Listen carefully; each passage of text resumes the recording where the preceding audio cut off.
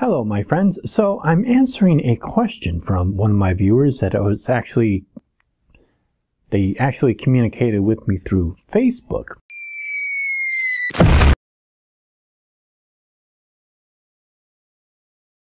Night Willow Craft's question was, I don't know if you already have a video rant on this or not, but I'd love to hear your thoughts on people who use Wicca and paganism for profit, such as shops charging extra for crystals or authors charging extreme prices for their books, Kathy Jones, for example, or even just the price of statues' tools, when you can plainly tell these people are not in to help people learn about Wicca paganism, but instead are only interested in the sale of a likely overpriced item. So I think this is a really good topic, and I'm going to address it from I'm going to address two different things. One is in your question, the other one's kind of implied by your question, but not really in the question. First of all, I want to say that we have a very diverse community in the pagan community here on YouTube. A lot of people have Etsy shops. A lot of people have their own YouTube channels. They have their own websites, and they sell their goods. And there are a lot of different goods. You can buy incense, you can buy candles, you can buy stones and herbs and even crafts that they put together themselves. And I strongly encourage us to seek those people out anytime that we want to buy something, especially with the Yule season coming up. And it's kind of really difficult to gauge exactly who's overpricing their items and who's not. I know several authors, and authors are not, even the popular authors, are not making a ton of money off of their books. One person gave me a quote that they make a couple of dollars per every $20, like a $20 book. They only actually receive a couple of dollars for that. And it's actually the same way with most people who make items. If you think about somebody who makes a candle, you look at the candle and you go, oh, well, that's not too much to make a candle. It's pretty easy to do.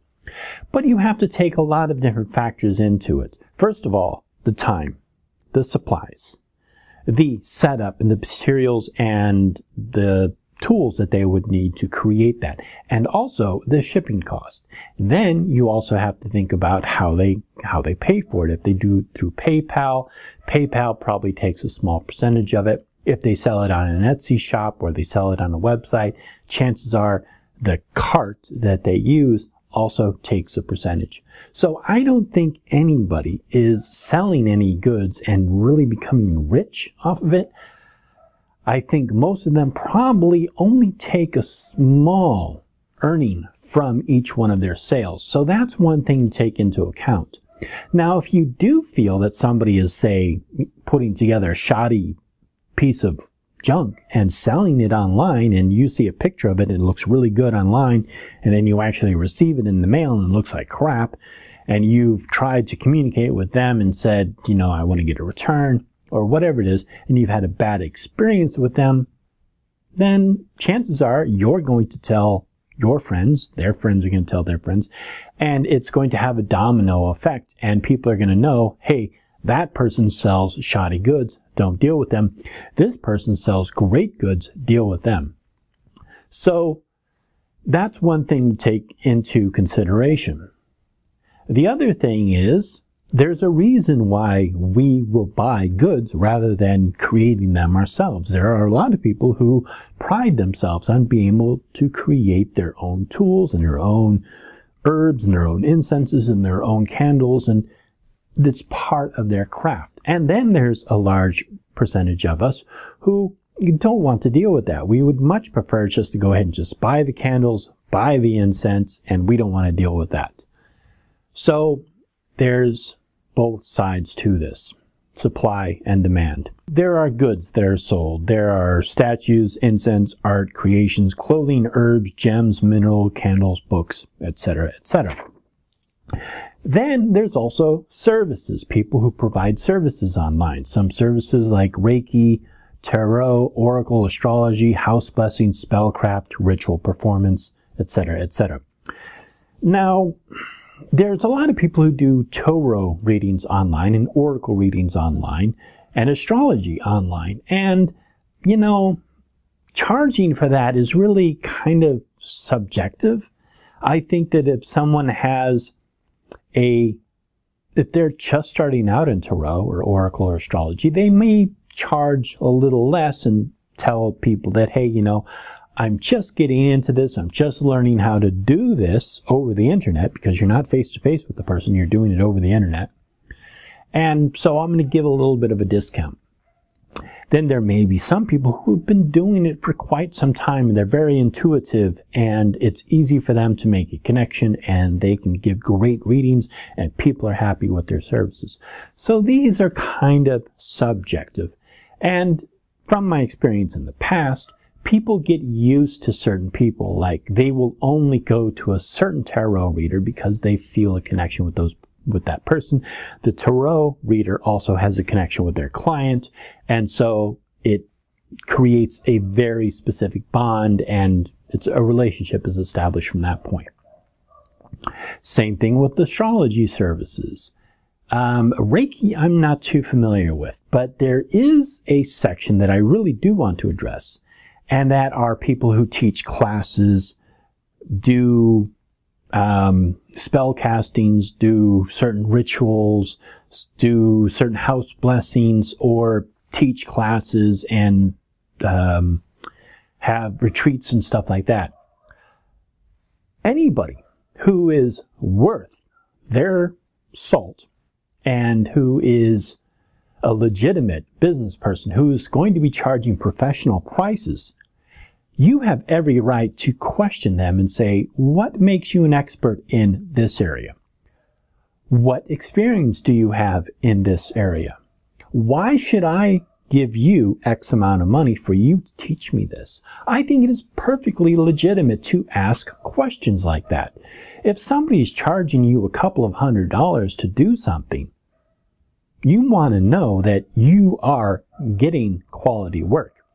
It's just like if you're going to hire a contractor to install a bathroom in your home. You're not just going to hire some guy who says, oh, I've done it a couple of times, I can do it. No, you're going to want to make sure that this person has the qualifications to do the job. They've done the job before. Maybe they even have certain certificates and licenses. They understand the plumbing. They understand the structure of the house. They have the necessary qualifications to perform the job.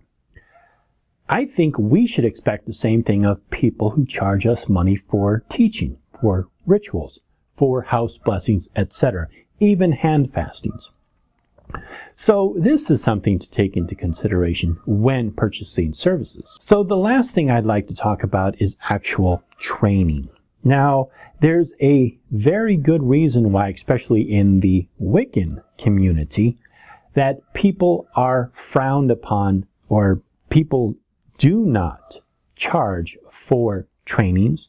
They do not charge for initiations. They do not charge for elevations. And there are many things that they do not charge people for. There's several good reasons for this. One is you don't want the money to muddy those waters.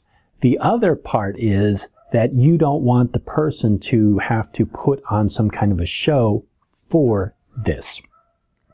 When it comes to initiations and elevations, there's a very good reason not to charge for this. First of all, initiation is something that is very, very personal. And you don't want to just have somebody be able to hand over some money and suddenly they're initiated. It really just complicates issues. Now there becomes a very gray area, which myself included, I kind of raise an eyebrow to. And this is a gray area where people will charge for supplies.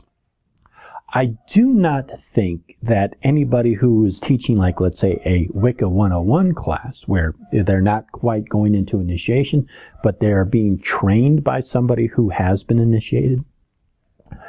And there's no reason why a teacher should have to purchase snacks, have to purchase candles, have to purchase incense, all the they should not have to buy all the consumable goods. I think that that should be a shared expense.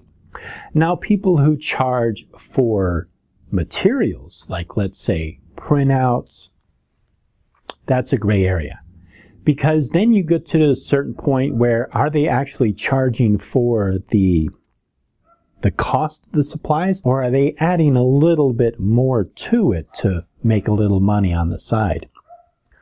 So these are questions that really the individual has to kind of question along the way. But I'm just going to wrap it up with this. I suggest buying from fellow pagans online. Support our community. Expect that the person who you are buying from is going to work with you if there's any kind of problem with the product that you buy, and that the craftsmanship is going to be quality. If somebody charges an exuberant amount of money for a certain service, then they should be able to back up whatever certification they have or whatever proof they can show that they are qualified enough to teach on whatever that subject is. Lastly, if anyone ever offers or charges you for initiations or elevations, I would suggest finding another teacher. Gray areas, generally, if it's consumable goods, then yes, you can definitely reimburse a teacher for that. But if they're charging for certain materials that you would need for the class, that's really kind of up to you whether or not you feel that to charge you $20 for just a couple of printouts and a binder, I mean, how much did that actually cost the person? So that's kind of a gray area. So anyhow, I really appreciate this question, Night Laura Crafts, and a link will be to her channel below, so you can go and check out her channel. So I hope that answered your question, and thank you, and blessed be.